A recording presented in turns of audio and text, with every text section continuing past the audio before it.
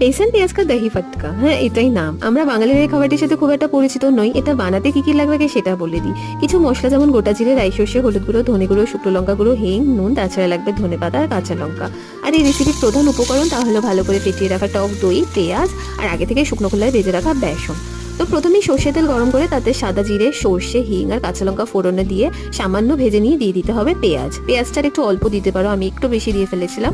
পেঁয়াজটা হালকা ভেজে নিয়ে তাতে স্বাদ মতো নুন ও অল্প ধনেপাতা দিয়ে একটু নাড়াচাড়া করে বাকি গুঁড়ো মশলাগুলো দিয়ে দিতে হবে।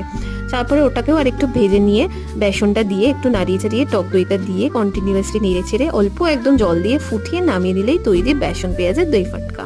এটা অল্প একটু মিষ্টিও তোমরা দিতে পারো, একটু অন্যরকম রেসিপি। আমি নিজেও এই প্রথম ট্রাই করলাম, তাই ভাবলাম তোমাদের সাথেও শেয়ার করি। গরম ভাতের সাথে এটা খেতে বেশ ভালো লাগে। তোমরাও ট্রাই করে দেখো আর আমাকে অবশ্যই জানিও তোমাদের কেমন লাগলো। একটু টক টকও হয়, তো তোমাদের যাদের টক জিনিসটা পছন্দ তোমরা তো নিশ্চয়ই ট্রাই করো।